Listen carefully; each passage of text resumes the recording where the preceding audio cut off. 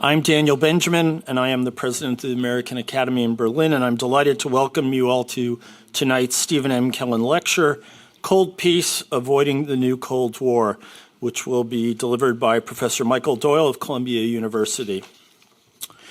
As we look to the east and the nightmarish conditions in, for example, the Ukrainian city of Bakhmut, and then listen to the stinging rhetoric coming this week out of Beijing, where the accusation was made that the U.S. is seeking containment, encirclement, and suppression of China, it's hard to think that there is a more vital question than the one posed implicitly in the title of today's lecture. Before I say more about our speaker, let me just say a quick word about this lectureship. The Stephen M. Kellen lectureship was established in 2004 with generous support from the Anna Maria and Stephen Kellen Foundation and the descendants of Hans and Ludmila Arnold.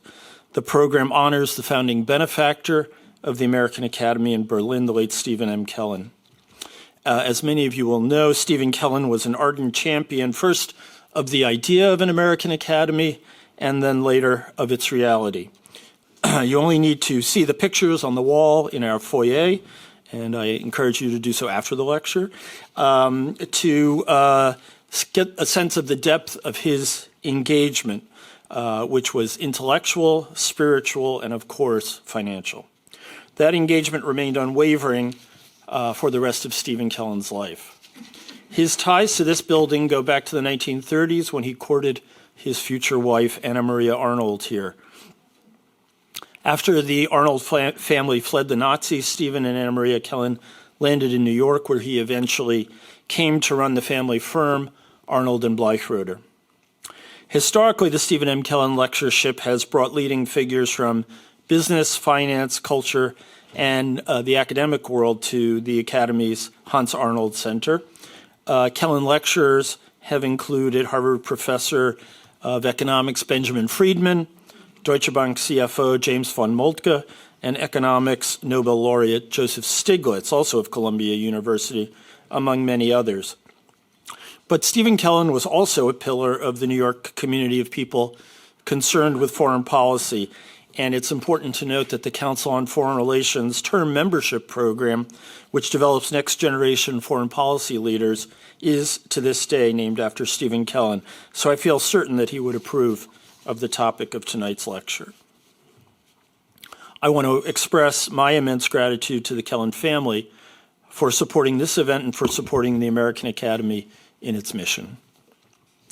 Now to our guest. Michael Doyle has been teaching at Columbia School of International and Public Affairs since 2003.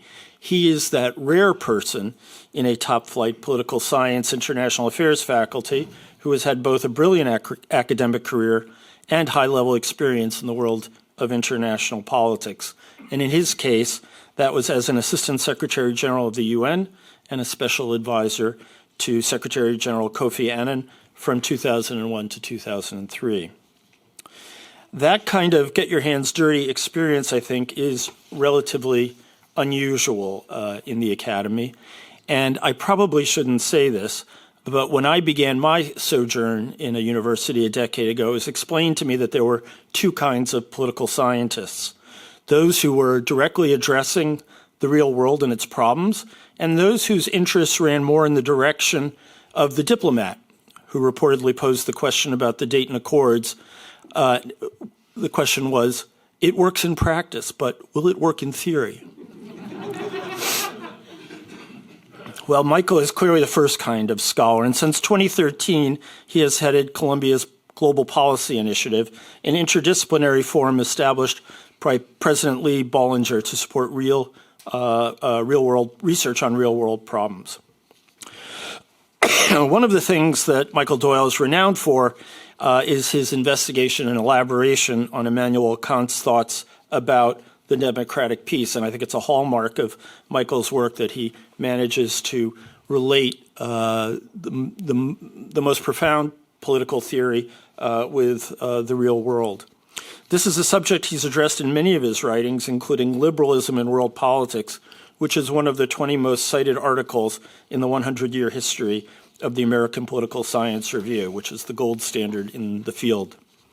He has written, I believe, 8 books, 8, 9, something like that, on issues ranging from empire to humanitarian intervention to peacekeeping. He is a member of the American Academy of Arts and Sciences. He has a basketful of awards, including the Charles Merriam Award of the American Political Science Association, which is given biennially to a person whose published work and career represent a significant contribution to the art of government through the application of social science research. He is a scholar of rare range and productivity, which is no doubt part of the reason that Columbia made him a university professor, the highest rank the university accords to its star faculty. And it has to be said that in addition to being an outstanding 21st century scholar, Michael Doyle has what might be considered, at least by many, an 18th century virtue, at least an 18th century virtue according to that great novelist Jane Austen, insofar as he married very, very well. And we are truly delighted to welcome Ambassador Amy Gutman here tonight. We are also grateful that Michael has a nice place to stay when he's in Berlin. Cold Peace, Avoiding the New Cold War is Michael Doyle's forthcoming book, which will be published this spring. And tonight we are lucky to get a sneak peek of his arguments. In it, he assesses the profound shifts threatening a global order that, for better or worse, is held for some 70 years as tensions today between China, Russia, and the U.S. seem to have set us hurtling towards a new Cold War. Michael was kind enough to send me a galley earlier this week, and I have to say it is an incredibly impressive piece of work. It is deeply researched, incredibly thoughtful, and don't ask me just yet how it ends. Before handing over the mic, I just want to say a few words about the structure of the evening. Our speaker will take about 30 minutes to deliver his lecture. That will be followed by a brief conversation between the two of us, and then we will move to audience Q&A. Are we taking questions from the wider universe? I'm being told yes. Yes. And so please do send in those questions in the chat function of the Zoom platform. And with that, Professor Doyle, the podium of the American Academy is yours.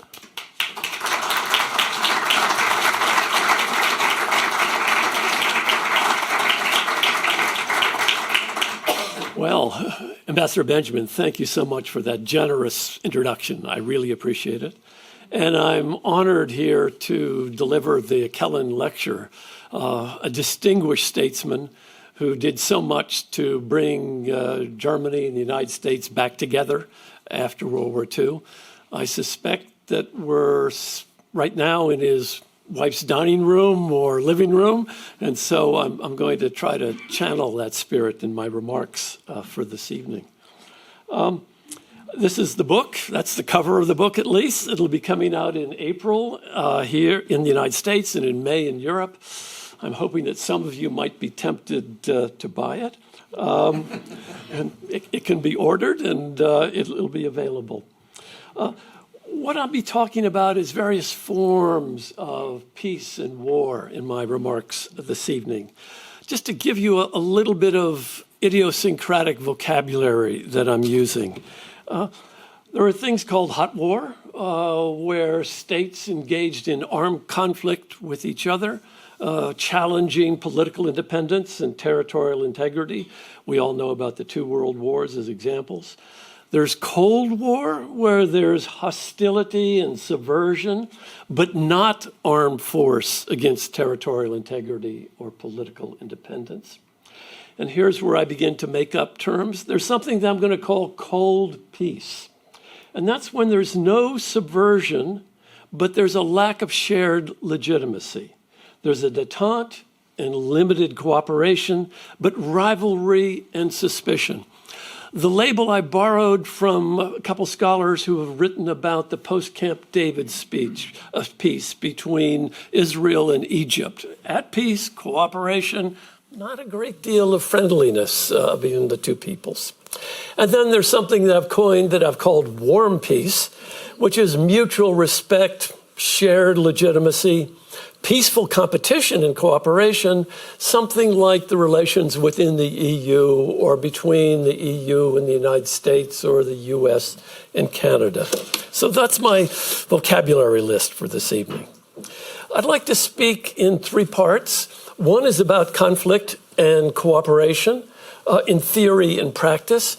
And Dan has already warned you that I lean sometimes to the philosophical, so I'll refer to a couple philosophers.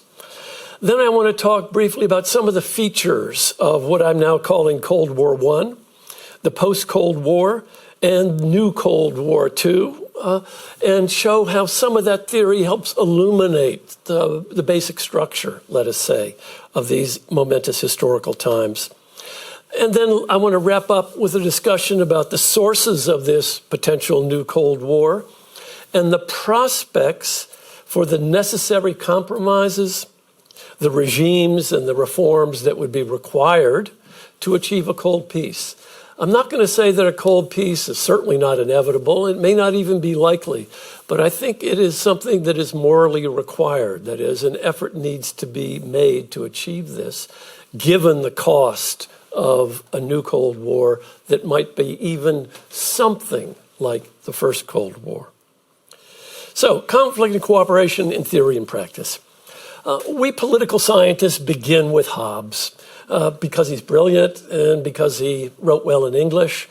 The translations of other philosophers are more challenging. My friends who study Hegel say you should never read Hegel in German, only read him in English translation. With Hobbes, we have him in English already.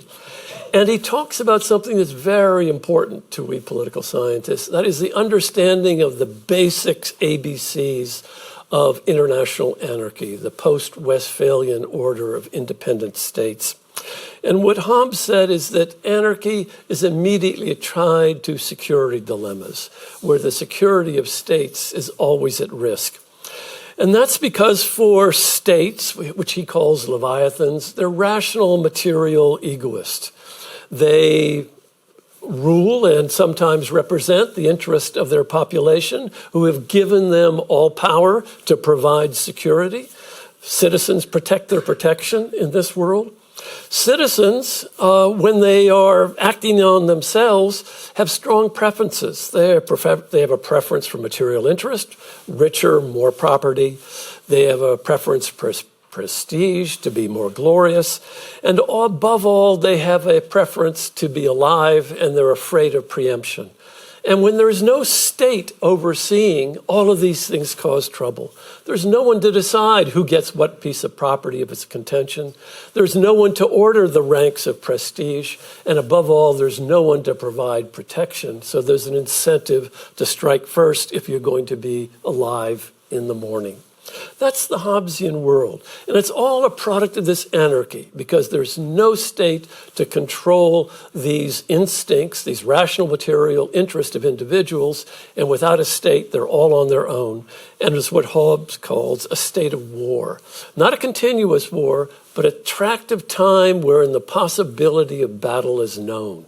They always have to act as if they might be attacked, they might be dead in the morning. That's the basic pessimistic starting point of just about all of the scholars of international relations. We start out every September really depressing our freshmen and sophomores, but then we move on to give them a better story. And there are two better ways. Some of them are pretty tough. One way is you can change the anarchy, and you can change anarchy by overriding it with empires or hegemony.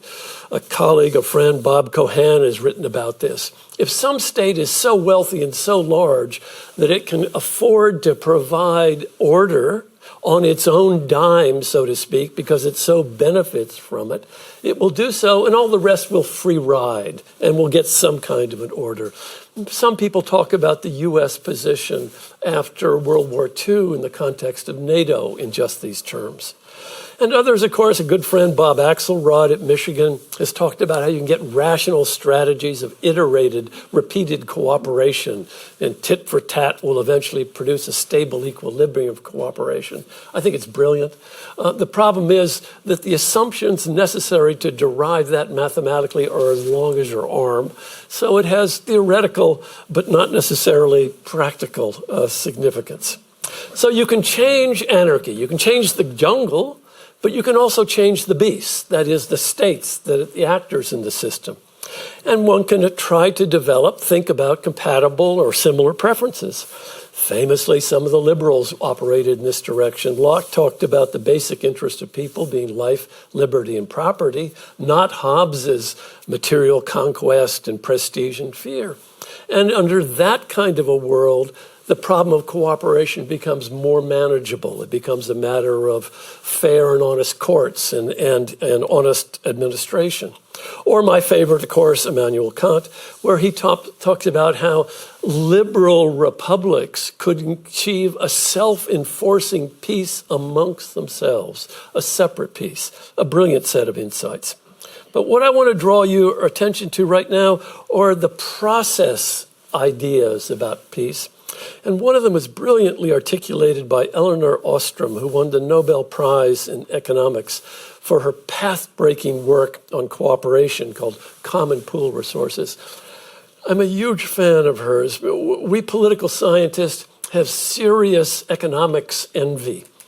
And I'm so pleased that Elinor, a political scientist, won the Nobel Prize in Economics. I can't tell you how pleased I was when I heard that announcement. It made me feel very good. We in my field, there are Nobel Prizes in peace, but you actually have to do something for peace to win it. You can't just write about it.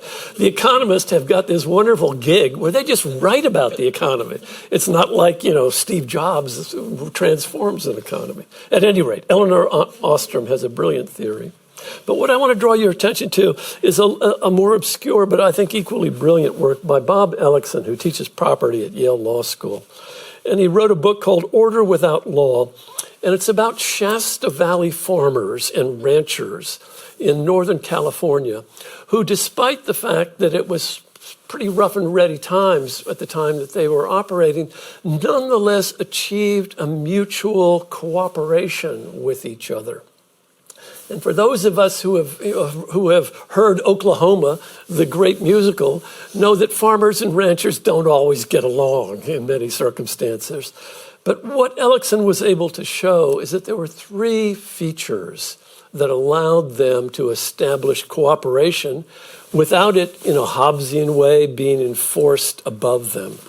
And what he found was important in his careful legal anthropological study was minimal social distance, that is, similar circumstances and values. Apart from the cows, the ranchers and the farmers were similar in many respects. There were lower or disaggregated rather than higher and existential stakes. They were all in California. They really weren't going to go to war, but they could have shot each other, remember. And of course, there was mutual interdependence. The absence of third parties on whom the consequences and cost could be offloaded. If somebody's cows wandered onto somebody else's field, the consequences were quite direct, and if the farmers reacted, the consequences were direct. There was nobody else to be blamed. And under these three circumstances, Ellickson argues, I think quite brilliantly, you can achieve cooperation without a Leviathan hanging over you. And I'd like you to remember those three. So let's move from the theory to the history. Cold War I was a grim time. For those of us who were Cold War babies, we remember it quite well. One of the worst points of it was Mr. Khrushchev's speech that he gave, where in the General Assembly he said, "We will bury you." Now, the good part to understand is he was not talking about a nuclear war. He was not talking about invading the United States.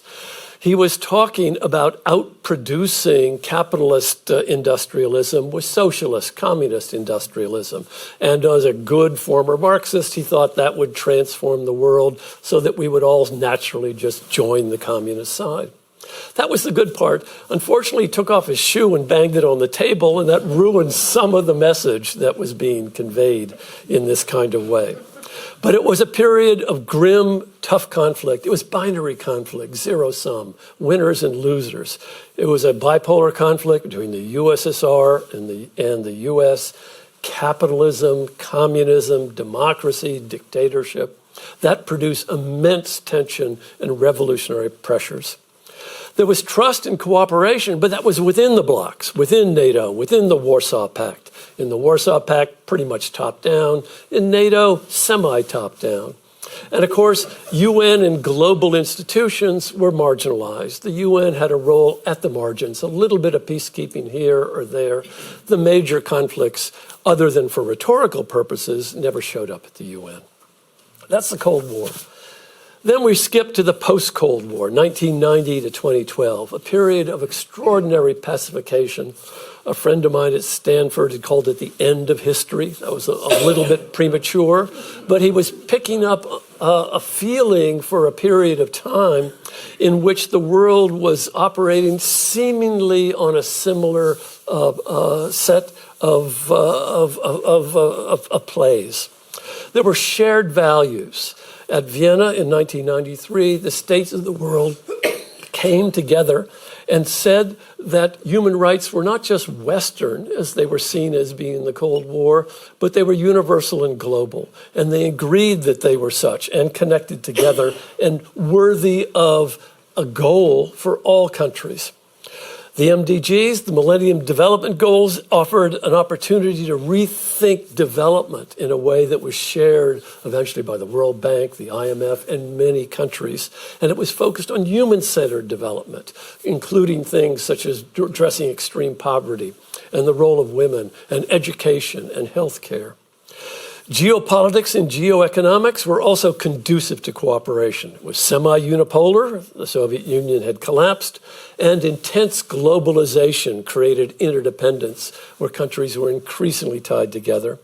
And there was multilateral activism. This was the glory years of the United Nations, when peacekeeping grew by orders of magnitude and high politics seemed to be centered at Turtle Bay, which is a small little inlet on the East River of the east side of Manhattan. So it was a period where great powers, thus, I would suggest to you, were closer to the trust and cooperation of Shasta Valley farmers and ranchers. There were shared values, a lot of independence. And on top of that, there was also hegemony, that is, the U.S. power compared to what had existed during the Cold War. We're now approaching, that is now being 2012, on a very different world. Secretary General Antonio Guterres remarked just a few years ago, the Cold War is back with a vengeance, but with a difference. And he further explained, the mechanism and safeguards to manage the risk of escalation that existed in the past no longer seem to be present. So the tensions were going up between the U.S., Russia, and China. But all of the red phones and the hotlines and the confidence-building measures that have been developed during the Cold War were lost, moribund, no longer active. And this was the problem. So what I'd like to mention here briefly, and I'd be happy to come back to this if people might be interested, are what are the instruments that we see in this emerging quasi, almost, but not quite so bad yet, Cold War.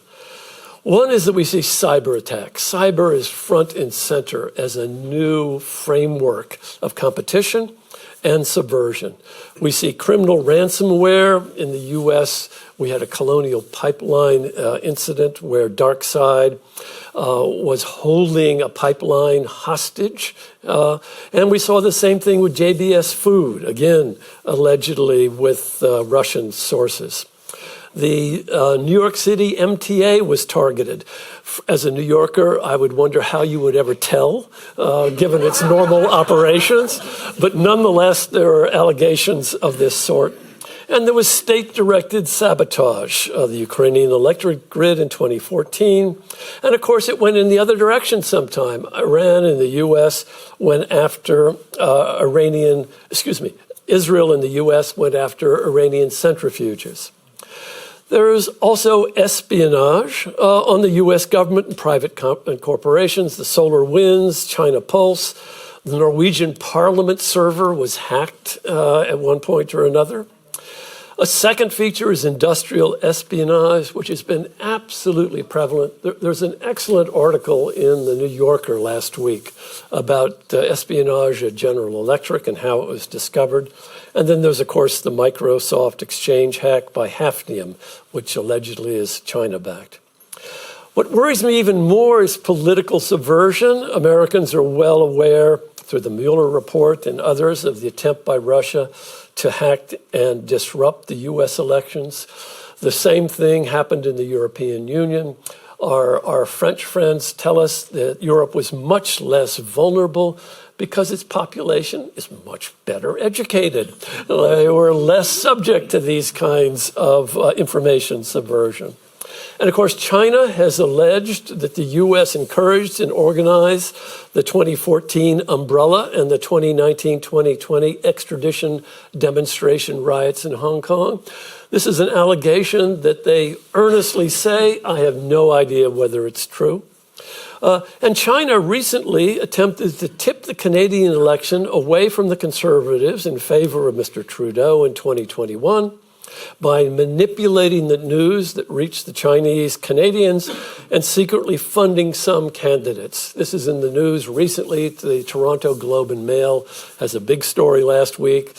The Conservatives want Trudeau to launch a full-scale investigation. He, not surprisingly, has dug his heels in, but we may learn more. But these are allegations that are taken seriously. And lastly, and most seriously, proxy wars and crises. Ukraine 2022, the various crises over Taiwan. Nothing has happened there yet, but our Taiwanese friends say that their airspace is being violated on a daily basis in ways that are very provocative. And of course, there are proxy interventions. Russia and Wagner in Mali in 2022, the U.S. in northern Syria to support some strange coalition of allies that we have there, including some very good, desperate people, the Kurds. So where does this come from? What are the new Cold War sources? Number one, we should note on the lack of cooperation that there is no more U.S. hegemony of the sort that was characteristic between 1990 and 2012. We have a multi-dimensional rivalry with Russia and China, very different. And in the words of the Rand Corporation, Russia is a rogue, China is a rival because of the different scales and different behavior, but both of them are very problematic.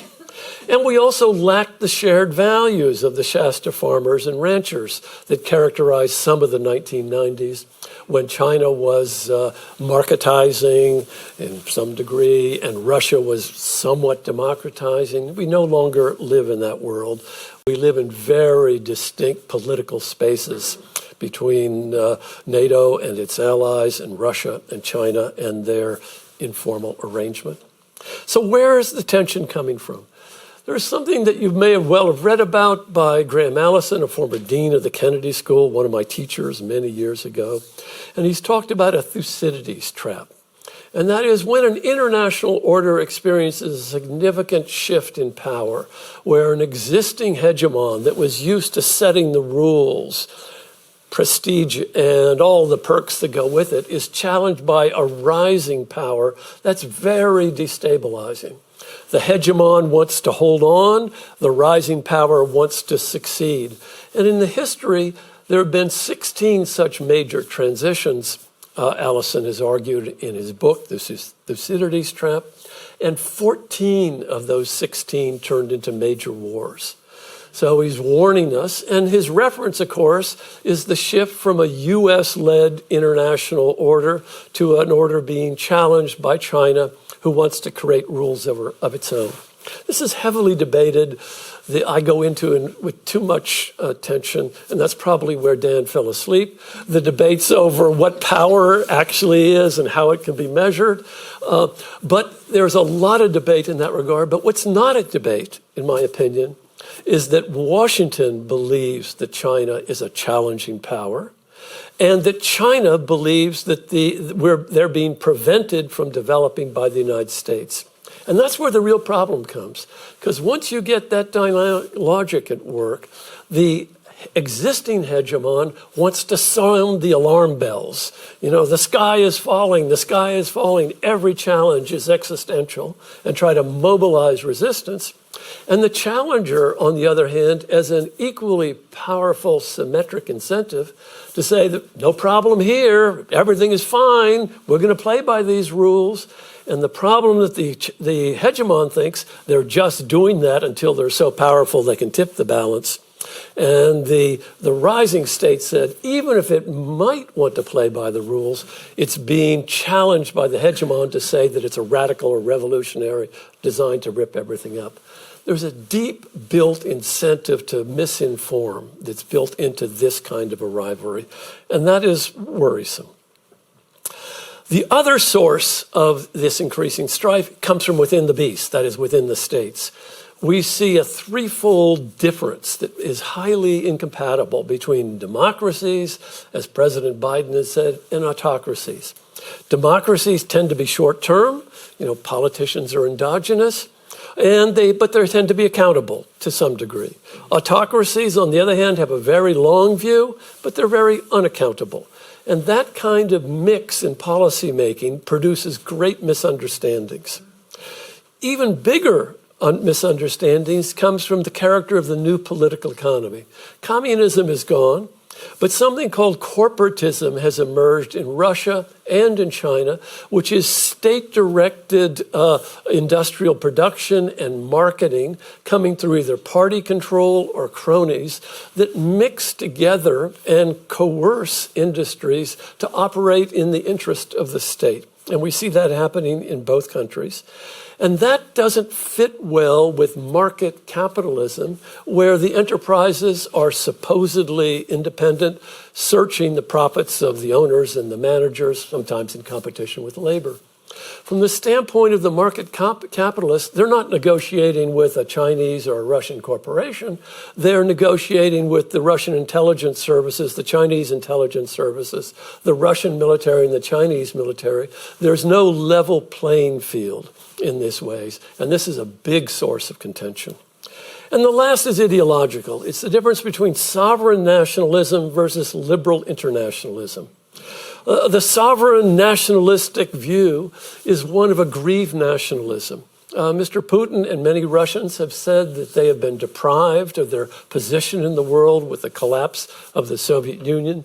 Many people think that he wants to restore it, and bringing Ukraine back in is one step in that direction. The Chinese saw themselves as the center of global civilization for 800 years. Then they had 100 years of humiliation at the hands of Western and Japanese imperialists from 1840 to 1940. And now, as Mao once said, the Chinese people are back on their feet and they're prepared to demand their rightful place in the world.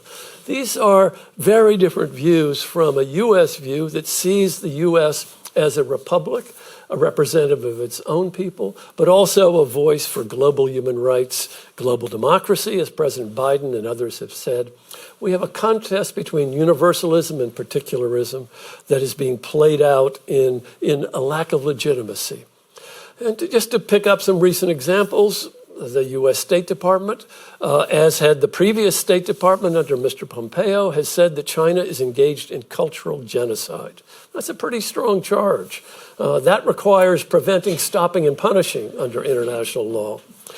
Very recently, the Human Rights Council and others have said that Russia is engaging in crimes against humanity in Ukraine.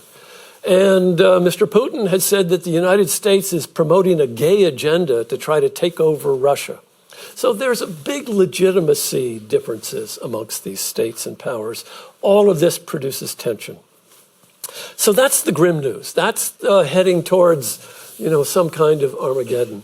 But we're not in the same place we were in the Cold War. There are counterfactors that are important that make this sort of, so far, knock on wood, a Cold War light.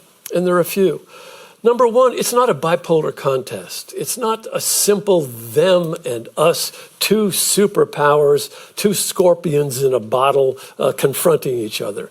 That's not the world. It's much more complicated. The European economy, of course, is the size of the U.S. economically. The U.S.-China rivalry is predominantly economic and security-oriented. The U.S. rivalry with Russia is predominantly military-oriented. Russia has 600 or 700 more warheads than we do. China has 1/10 that number of warheads today, even though it's slowly growing. The Russian economy, on the other hand, is roughly the size of Mexico's economy, and China's economy is right now very close to that of the United States. So there's a multidimensional complexity to this world that wasn't in the Cold War. Second of all, we're not in a fundamental contest between capitalism and communism. It's not as if the Russians want to come in and liberate the American working class so that it will nationalize production in the U.S. That's not the case. And nor, of course, is it in China. There was a landmark just last year before last, that was passed. China now has more billionaires than the United States. This is not an ordinary communist country, if it has ever been one. Now, for the Americans who are upset by that, be assured our billionaires are much richer than their billionaires, even though they have more of them. The other factors are also important. We have deep common interest. China and the U.S. and China and the EU are each other's best customers. There's a deep economic relation. It's becoming slightly unraveled these days, but nonetheless, it's there. And allied reluctance. Germany, France, Japan, India doubt U.S. consistency. They may not say that in the public speeches, but you don't have to go very far to hear worries from politicians, and even more from academics, of course, about U.S. consistency. There's a background fear for many that Trump will be back in 2024. And Trump was not good for the NATO alliance. He publicly scorned Article 5, the security commitment. When NATO was about to have its 60th anniversary, I heard 2 European diplomats talking about where the anniversary would take place. The NATO treaty is the Washington Treaty of 1949. And so it was natural to be in Washington. But the 2 European diplomats says, we can't have it in Washington, because if we have it in Washington, Mr. Trump will be the host and will give a speech. So in that world, that creates instability, I would say, in the alliance, about what's going to happen next. And moreover, the Europeans have very profitable ties to Russia and China, which have made decoupling expensive. Then there's the non-aligned third world, India, various African states. See Ukraine as remote from them. They're sympathetic. They don't want to see small countries overrun by great powers. But on the other hand, their own people are living on the margins of poverty, and providing food and security and education for their own people is more important, whatever sympathies they might have for the Ukrainians. And the increase in the prices of energy, of fertilizer, and of food have been devastating in parts of the developing world. It produces a more complicated world. And of course, a further complication on the other side is China backs Russia in very significant ways, predominantly by buying gas and oil, but also by providing chips that the Russians need that they're no longer getting from the NATO countries. So it's a very important backing. The State Department has warned that they were even thinking about providing artillery and other ammunition. That hasn't happened yet. But China is reluctant. They would rather not have had Russia invade Ukraine, frankly. It's a pain in the neck for the Chinese diplomats. Backing Russia is much more important. I don't think they'll ever move away from that because they don't want to live alone in a world where the United States would be their major rival. They want a Russian ally, but they're not happy with that. So there's tensions within the blocs. The other source of global cooperation is we have a common agenda. Even during the Cold War, there were significant elements of cooperation. The Soviets and the Americans negotiated SALT. UN peacekeeping took place at the margins and did a number of good things. We need trilateral arms control. If we get into another arms race like the Cold War, the first Cold War, it would be extraordinarily costly. Estimates that I've read suggest that the U.S. spent $11 trillion $1990 on defense alone in the first Cold War against a much less dynamic USSR than is China. multiply that by 3 or 4, put it into 2020's dollars, and we talk about an expenditure. If there were a new arms race that would preclude all of the other things that are vitally important that we need to address, like reducing inequality, improving education, dealing with the climate, which will all be very expensive. And then we have global pandemics, global warming, all of which require international cooperation. There will be no progress on global warming unless the US and China work together. Good as the Europeans have been, it's nowhere near enough. Unless those three work together, there's not a chance of us staying within a livable planet. And so we edit the world that Joseph Borrell describes today, a world of where cooperation is necessary. I won't read his whole quote, but there's not enough of it.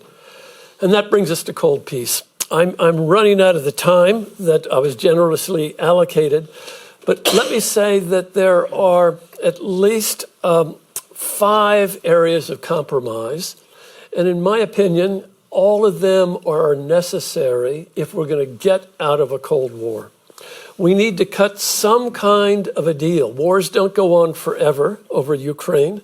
Ukraine has to be in the lead. Their defense is absolutely essential as a moral cause.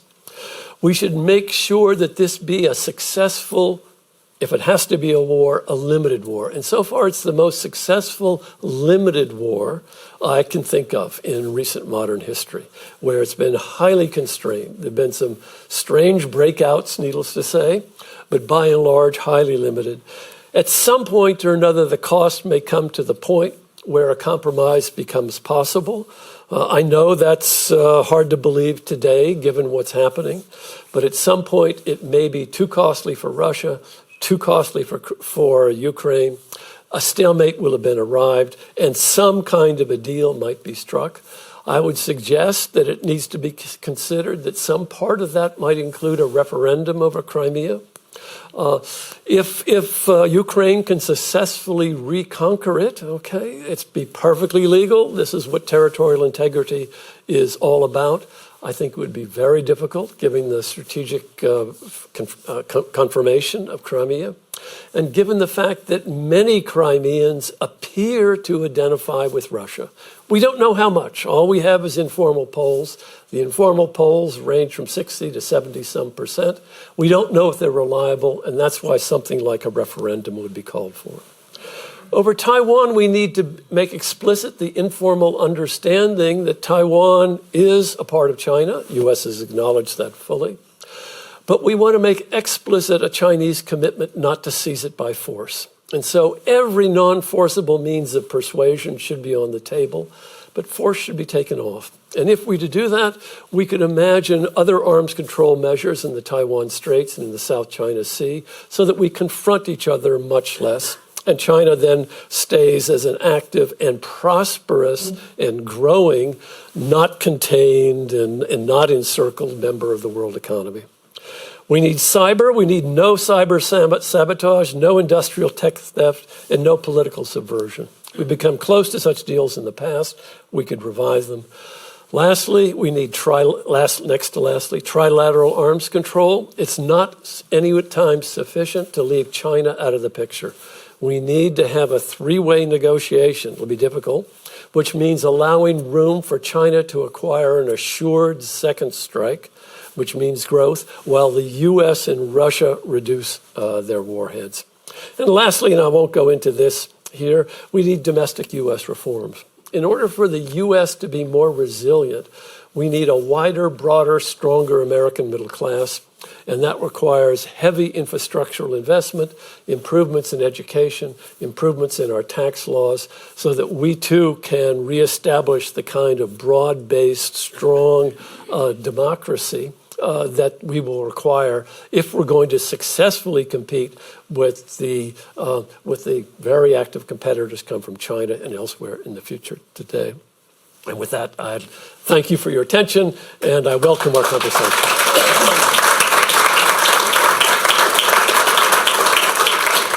You mentioned the military cost. I think with the number of people killed in proxy wars, 10, 15 million people over a period of time. we Americans are too quick to think of our victory in the Cold War, but it was, from a global perspective, at best a Pyrrhic victory with enormous cost. So a cold peace is definitely a far more desirable thing.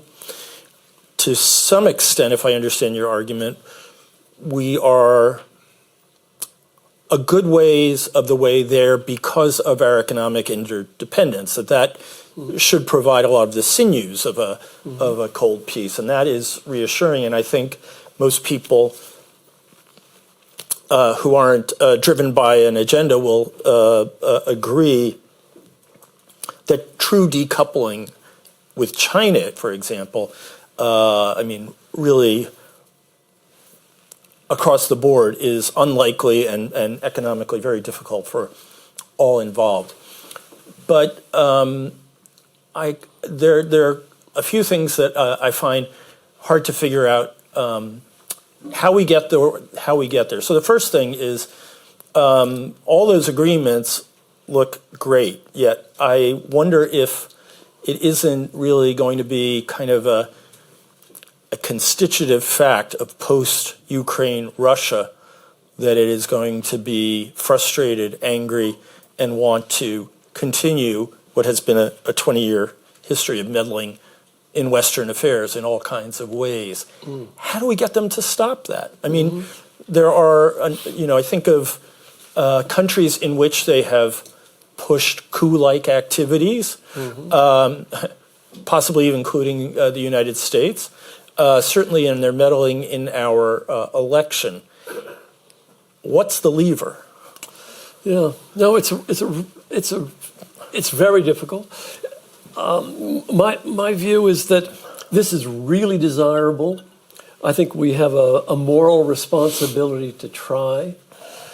If you ask me to put percentages on it, I responding to your concerns, I would not put large percentages on it, and therefore we need a backup strategy, which is to organize a caucus of like-minded democracies to help defend each other. We'll be better off if we make ourselves more resilient at home. We'll make ourselves less vulnerable.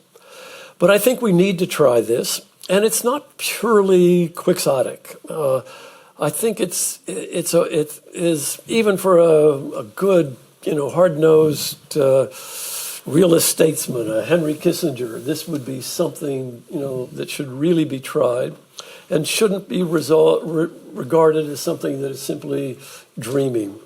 And that is that we have a significant ability to impose costs on Russia. We're doing that right now. They turned out not to be as high as we expected. We expected that the embargoes would have a much more striking effect on Russia than they've had so far. Its GDP has not collapsed in any way, but it is being cut off from the world economy. They are mortgaging their future in many different ways with regard to high technology items that they need. And they also want the markets of Europe if they could return to a period where they could successfully export here and elsewhere. All of that is quite significant. The costs to the Russian army are very, very significant. And Mr. Putin is quite secure in his current regime. He's not going to disappear anytime soon, from what my friends who follow these things closely say. But even though he has support on the street in Russia, he has to be concerned that there are voices of dissent that are coming out from some elite circles. He knows that China backs him, but not 100%. It's not a blank check from Beijing. So in all of these things, he, I think, appreciates that this is going to be costly, and it'll continue to be so. And so, like the Cold War treaties, like the arms control treaties, they weren't enforced by any higher power. They were enforced by the fact that they were mutually advantageous, and that if one side broke, the other side would break. And so my hope is that kind of a spirit of rationalism will prevail, and that it is worth the effort of American diplomats to make all of these efforts to achieve a cold peace. And in terms of the mechanism, do you propose a million different negotiations or grand deal? I mean, American diplomats, we have some present here, I think would generally roll their eyes when you say grand bargain. Right. The one exception in some ways being Henry Kissinger, who was prepared to think big. But do you have any suggestions on how to go about this? I think they'll be done piecemeal, bilaterally. The Ukraine piece has to be led by Ukraine for moral, legal, and practical reasons, and with the U.S. as a strong backer and in the room as appropriate.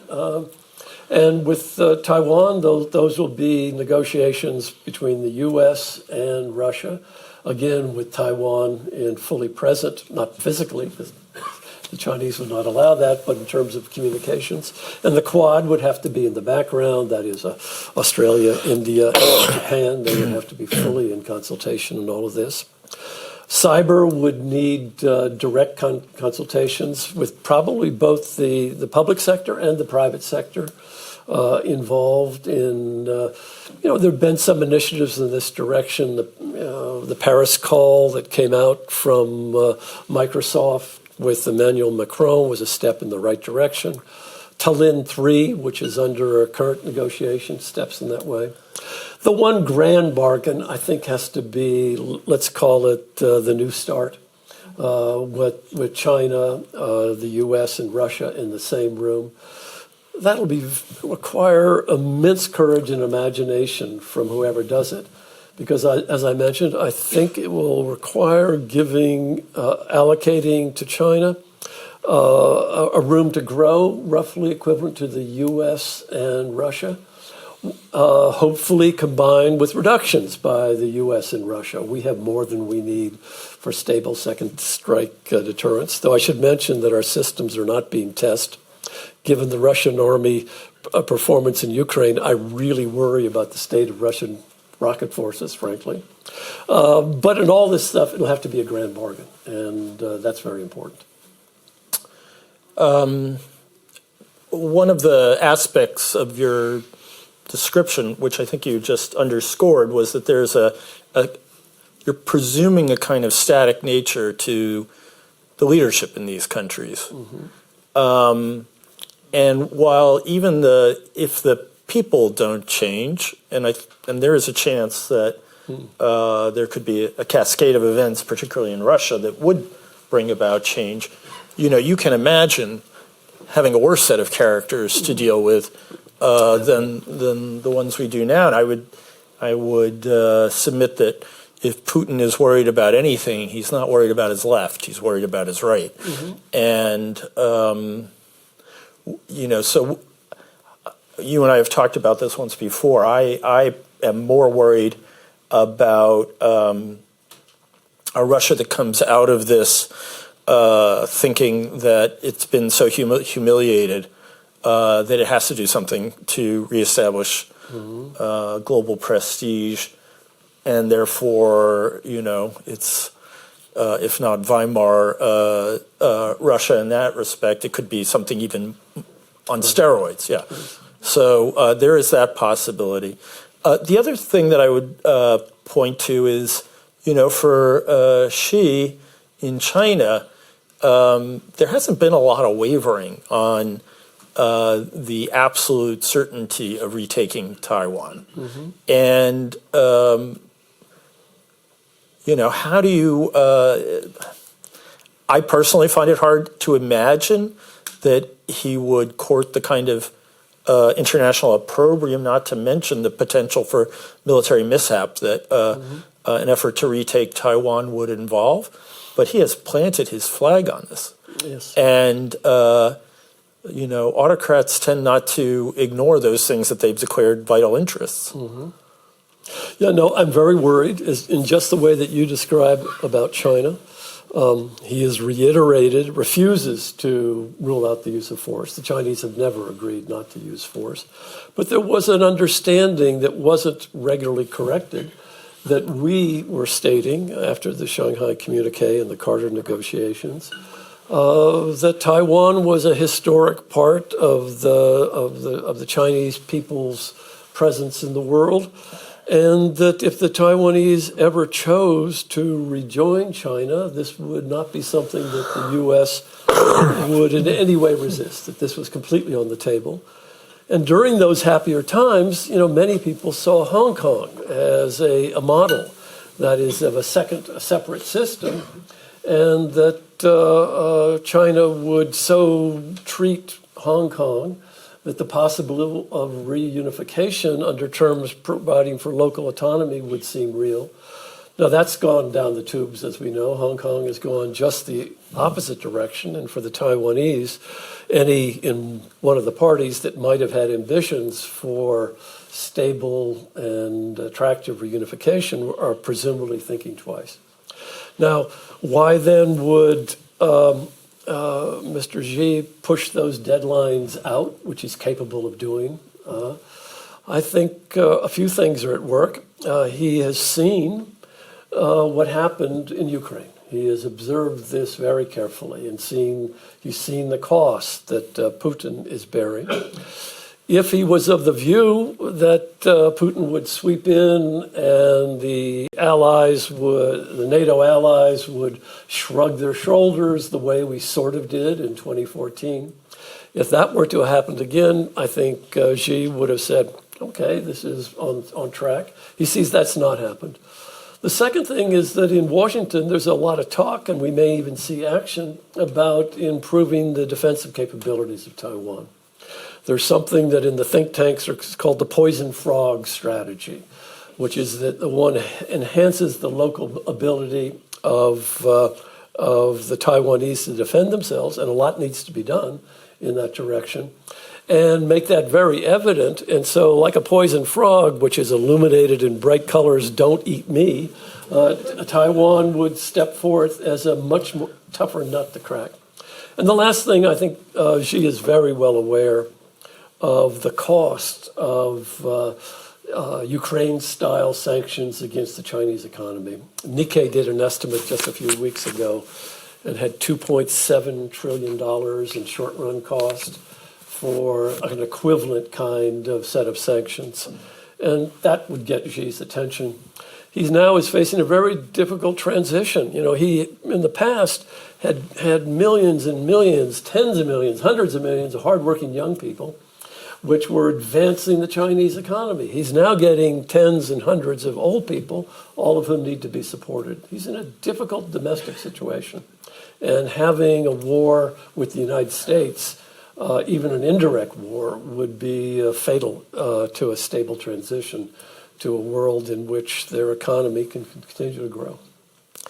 So I've heard of porcupine strategies, but the poison frog is a new one on me.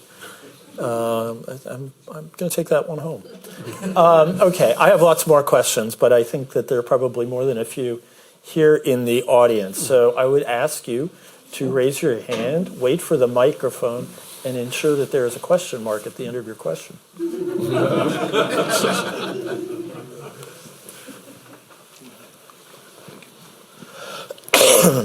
Thank you very much.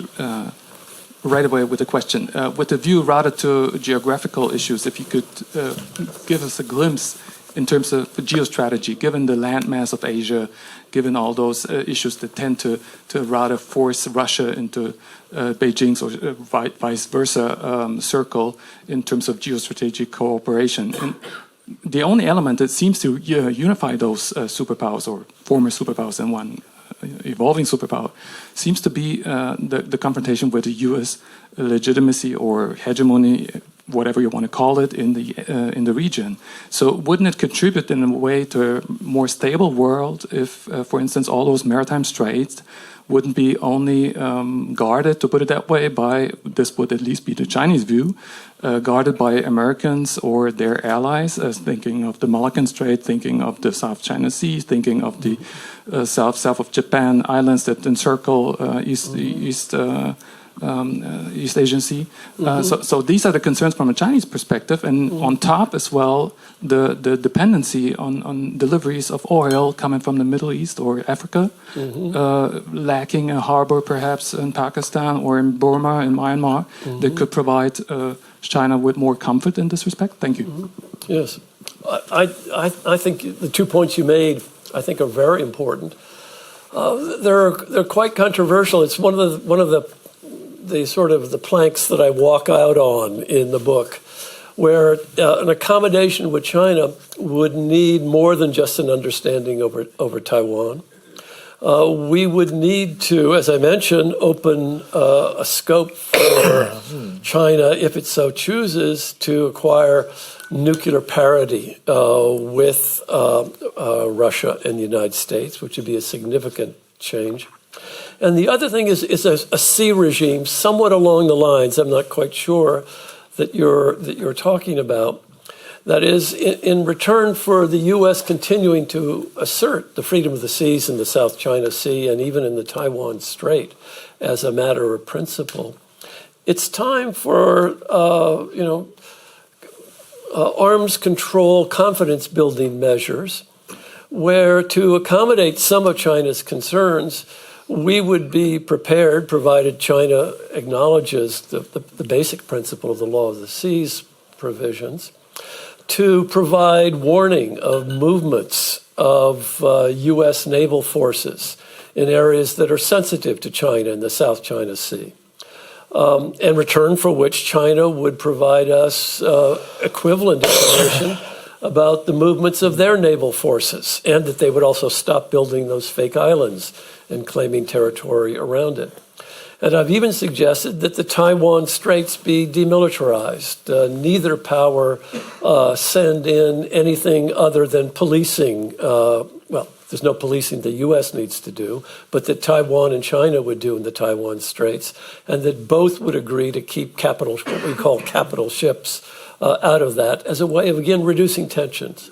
And it would be equivalent to the confidence-building measures that were helpful during the Cold War, when there were arrangements between the Soviet Union, as the Warsaw Pact and NATO, to inform each other of maneuvers that were taking place, and to ideally keep certain kinds of weapons away from the immediate border zone.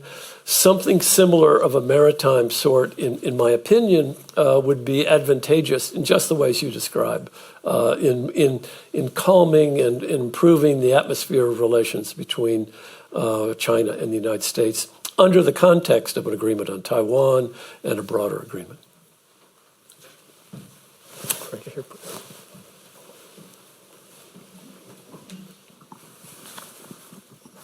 Professor Doyle, my name is Leslie Collett. I was the Financial Times correspondent during the Cold War in Eastern Europe. I have a question, two-part. The first part has to do with a possible question mark referendum in Crimea. Who would take part in this referendum? The Tatars were exported by Stalin. Yes. The Ukrainians are no longer there. The Russians were imported into the Ukraine. There's a Russian military establishment there. The Pontian Greeks are gone. Who is going to be there for the referendum? The second part is, my question is, haven't the hegemonal powers often collapsed simply because of internal divisions, the enemy at home, rather than the challenge from the upcoming power? Great. Those are two great questions. Thank you very much. On the referendum, you've outlined, all the complications. And the referendum itself would have to be negotiated between Ukraine and Russia, and there would be particularities that are relevant.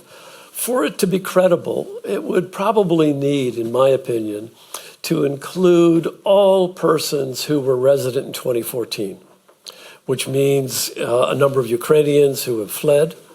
I don't think we need to go back to the Tatars. I'm presuming they've been settled elsewhere for quite a while now.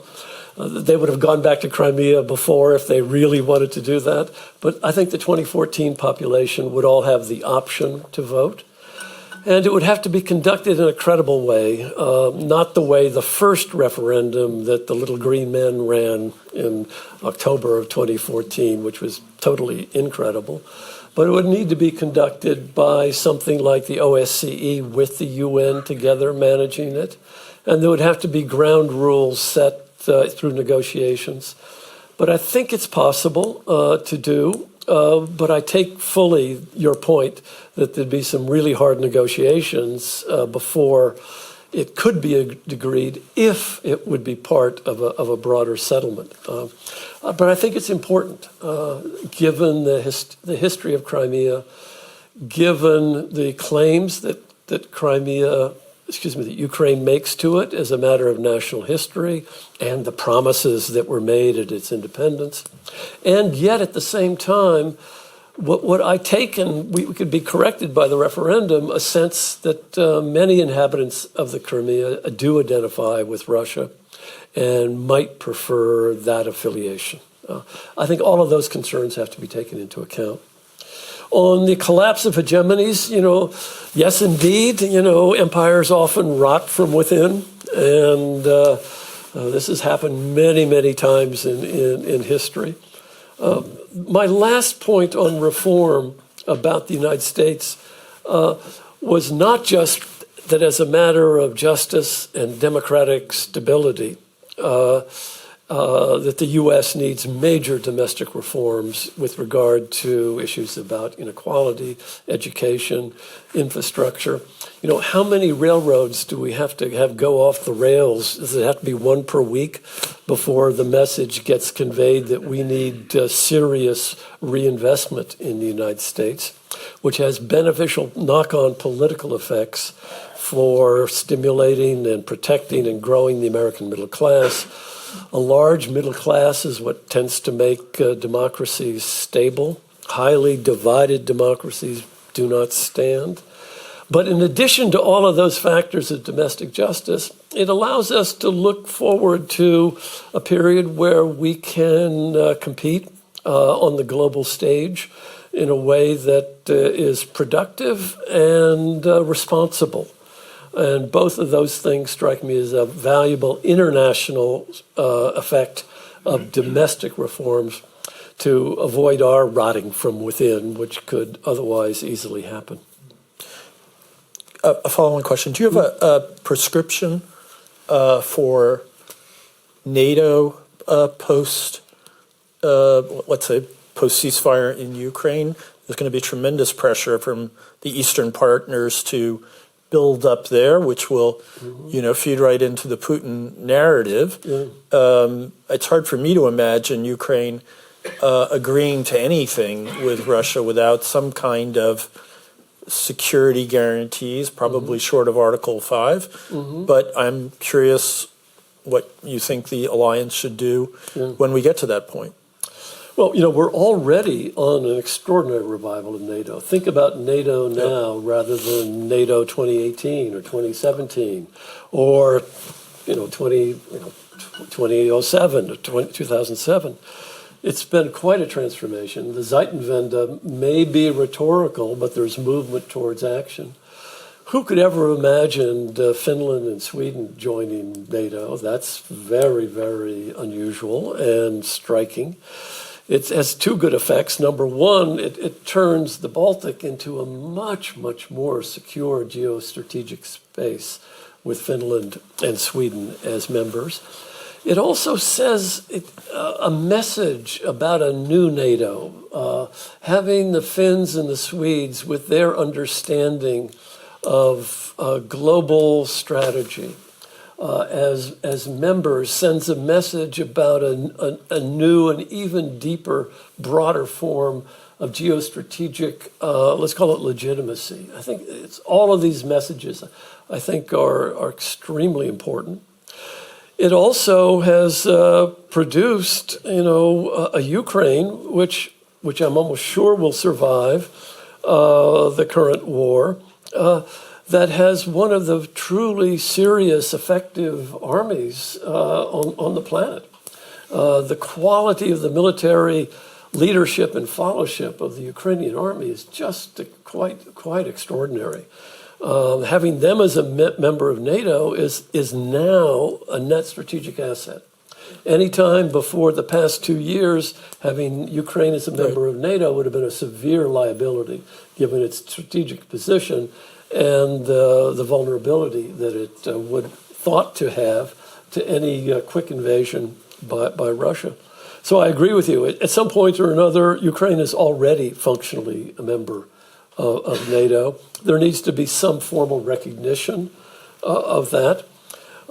Whether it formally joins or not could be on the table if Mr. Putin were willing to promise significant guarantees to Ukraine and make them credible by a guarantee to withdraw strategic nuclear forces 100 miles from any border, monitoring of the sort that we did with confidence-building measures during the war. One can imagine these things being put on the table by a post-Putin, but still Putin, in charge of the country. But at some point or another, Ukraine functionally now is the front line of NATO, and some kind of acknowledgement of that I think will be necessary to persuade Kyiv that the war is truly over. You had a question. Just wait for the mic. Yeah. Thank you very much. I'm a freelancer journalist from China, so I would like to know a little bit your idea about the role of China in the new Cold War. So for this time, for the new Cold War, there's a starting time. It is 2012. Is it because that this year that she took the power? For sure. Then come the question that what if it was not him, it was not he took the power, and China goes like before, and he didn't make this sudden change? Then would it possible that this term, the new Cold War, would not be there yet? Yeah. I tend to agree with some of the premises of your question. That is, Xi is very important. It's not just Xi. It's also geostrategic rivalry of the sort that I expressed. But the changes that Xi has introduced are pretty significant. He says it was motivated by cleaning up corruption, but we've seen a very striking concentration of power since he's come to power in 2012. I have a good friend and colleague at Columbia named Andy Nathan, who spent his entire career dedicated to the study of China. And before 2012, he would often say that China was truly distinctive as a still authoritarian power, in that it's the only authoritarian power that solved the problem of succession. That is, it created a regime and a party mechanism of governance that allowed for the stable transition amongst leaders, each of which would be known to have a set term and would therefore treat his colleagues in ways that reflected the fact that it was a collective enterprise and not a personalistic one. And what we've seen since 2012 is a big move in a personalistic direction. The Chinese government is no longer a coalition of party leaders. It is a government that is just about completely reflective of Mr. Xi. It means that he doesn't get the kind of information coming in, the kind of, let's call it, intra-autocratic checks and balances, which previously made many see for a significant degree of stability, launched ever since Deng Xiaoping and the great third revolution the great second revolution that he brought to China. And so I see that is quite significant. Now, I'm not comparing him to Putin. There's a very different personality at work, different structures, etc. But I do date 2012 as both Xi and Putin coming to power as significant movements toward this direction of a new Cold War. Thank you very much for your explanation. Then come to the next question. What about the? I can interpret that what you said is that if not Xi, then we are still in this period of the post-Cold War first, not starting with this Cold War second, not yet. Then you get into a much more difficult question. Okay. I think there were issues about the rise of China power that made the U.S. nervous even before the Xi transformation. There would have been tensions of that sort. But I think there would have been more manageable if the Deng Xiaoping, Hu Jintao kind of regime had continued. Now, there was corruption in China. It's not as if Xi had nothing to do. There was some. But if it had been handled in a way that preserved collective leadership, I think it would have been more manageable than it is today. Now, I still think it's manageable. I think we can have a cold peace with China, but I think it's more difficult under this regime than it would have been under a regime that reflected, let's call it the spirit of Deng Xiaoping. The strategy of peaceful rise, which was the Deng Xiaoping strategy of the economic development of China. Yeah, thank you. And so, in your picture, I think we need to move on. Yes, now. Okay. the last No, we really sentence. do. Sorry. Two questions enough. Yeah, just Okay. one. In your picture, Ambassador Shariat had a question. Thank you. We can speak afterwards. Yes. I'm Klaus Schariot. In a previous life, I used to be State Secretary at the German Foreign Office and German Ambassador to the United States. Now I'm teaching at the Fletcher School of Law and Diplomacy. I very much agree with your 5 points, which you made at the end. My question goes to the fifth one, U.S. domestic reform. And my question is, wouldn't be the key reform to change the rules of your election financing? Isn't that the key of it? Sorry to say that. But I think that ever since Citizens United at the latest, you have not one man or one woman, one vote, but some people just have more possibilities to shape your elections than others. And as far as I can see it, I'm not very optimistic that reform will happen as long as you have this system of campaign finance. And unfortunately, I don't think it's very likely that the current Supreme Court will change Citizens United. So how do you get your optimism that you get any kind of U.S. domestic reform? Thank you. Yes, no, the Citizens United is a very grim case, that is for sure. And it has put us in the hands of the danger that a small number of people can either self-fund and or fund others in ways that vitiate some degrees of democratic control. The only thing that I would push back on that, despite agreeing with it, is that somewhat to the pleasant surprise of those who are most worried about Citizens United, small-scale funding, via the internet has turned out to be a very significant source of funding for many of our politicians, which provides a certain degree of balance against the billionaires writing tickets. Now, it's not unfortunately a cure-all because it moves far right and it moves also on the left. Both candidates have succeeded in these $10 and $20 contributions that come, pouring in. So I would agree with your premise. In the book, I strongly support the John Lewis Reform Act, which is a good step forward in the United States. It was a very good bill.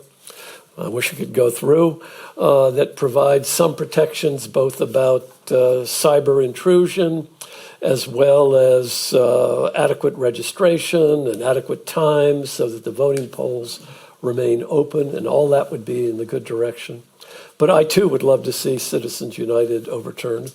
I've done another study in another context about democracies and how they behave in world politics. And one of the significant factors that improves the behavior of democracies, makes them less likely to engage in aggressive wars, makes them more likely to provide foreign aid and a lot of other good effects, is if elections are publicly funded. It's a statistically significant correlate of better behavior. So that's to your point. I think I'm more optimistic about the grand bargain. Maida.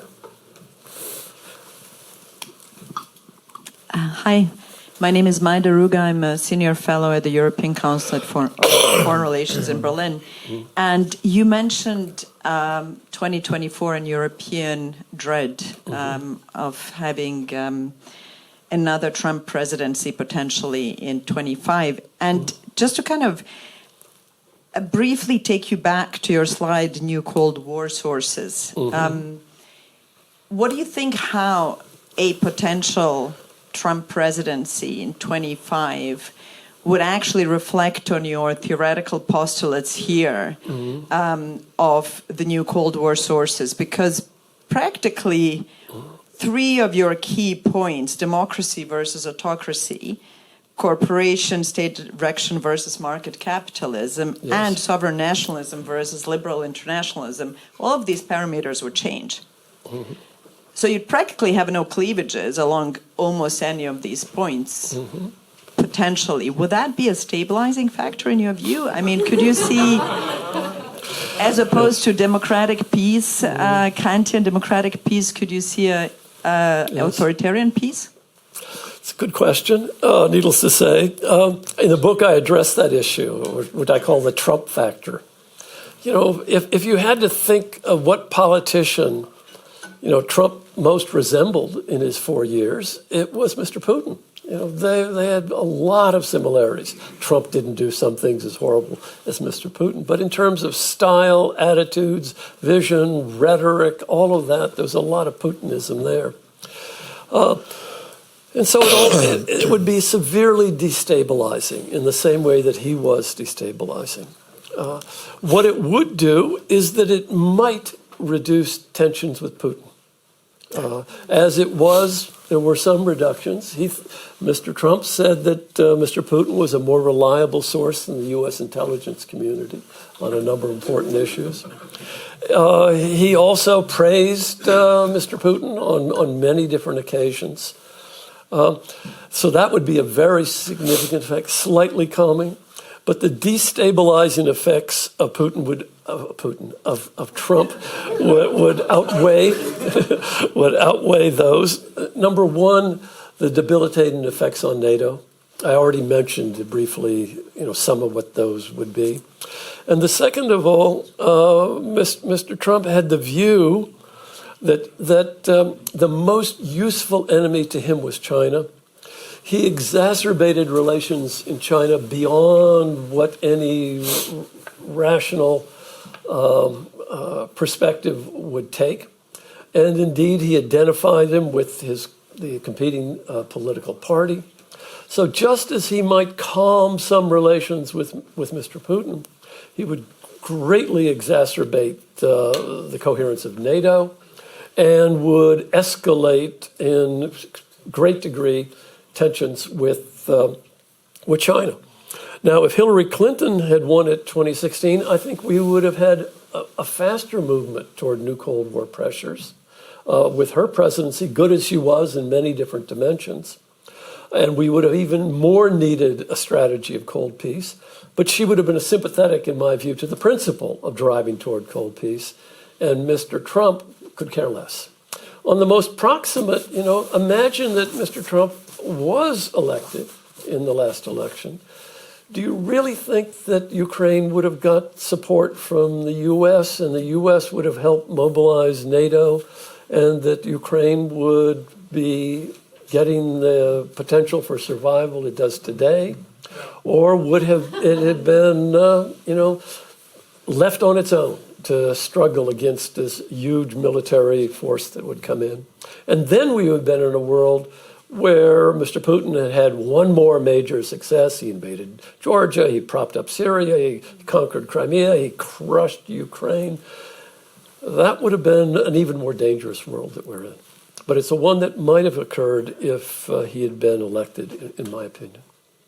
I want to turn to a question from someone who is watching remotely and elaborate a little on it. Which country currently offers non-aligned or developing countries a more compelling model for national development, China or the USA, and if you would also address the question of how a cold peace would deal with the issue of competition in the developing world between the different, Yes. Polar powers, shall we say? Yeah.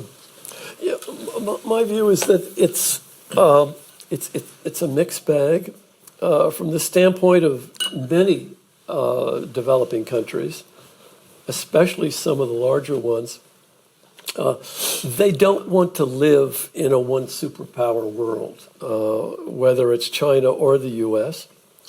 That from the narrow point of view, there are payoffs to being competed for. You may remember, at least my generation remembers, it was Peter Sellers, The Mouse That Roared. This is a movie about the ability to get foreign aid on a competitive basis from the various superpowers. And we see this being pursued brilliantly by Mr. Erdogan, who is playing NATO against Russia and Russia against NATO. We see it in India, where Mr. Modi has had a wonderful bonanza of cheap oil and gas coming from Russia, but nonetheless, he's counting upon the latest generation fighter planes to balance against China coming from the U.S. So some of the big powers would want neither Russia nor China. In terms of domestic models, but they want both of them and competing. In terms of domestic models of development, they would. Many of the leaders of developing countries and scholars and colleagues from that part of the world would like to have the efficiency and effectiveness of China and the humanity and long-run economic prosperity of the U.S. and other democratic countries. They would like to have both of those worlds if they could get them. And I think it's a very hard combination to do. But the one thing I'm quite sure of is they don't want to be dependent upon one of the two. If you're an autocrat in the third world, Beijing has been very useful. It writes checks in return for raw materials, as in, for example, Sudan today, or in Pakistan for port facilities, or Sri Lanka for port facilities. And unlike the World Bank or the IMF or the United States, these are blank checks. That is, these are multi-million-dollar checks, spend as you like. And if you're an autocrat, that means you can put it in a bank account in Switzerland, you can buy various different weapons, etc., to stay on to power. If you get that same money from the EU or NORAID or the World Bank or the IMF or to some degree the US, there'll be a lot of strings attached. An autocrat in the third world wants Beijing. A democrat in the third world doesn't want to have the kind of manipulation that goes with the Chinese investments, doesn't want the manipulation or the coercion from the World Bank or the IMF or the US either, but would like to have a world in which they can pursue a national course of development that draws upon all of those, hopefully in a way that addresses the poverty in their own country. And they've got a bad hit from Ukraine. That is, gas prices, fertilizer prices, and food prices all radically escalated, and that put their own poor really on the margins. There are probably more people today whose lives have been put at risk by the war in Ukraine than Ukrainians or Russians. And that's something that everybody who's thinking about that part of the world needs to keep in mind. So we are, unfortunately, at the end of our time. I have to get one last question in, though.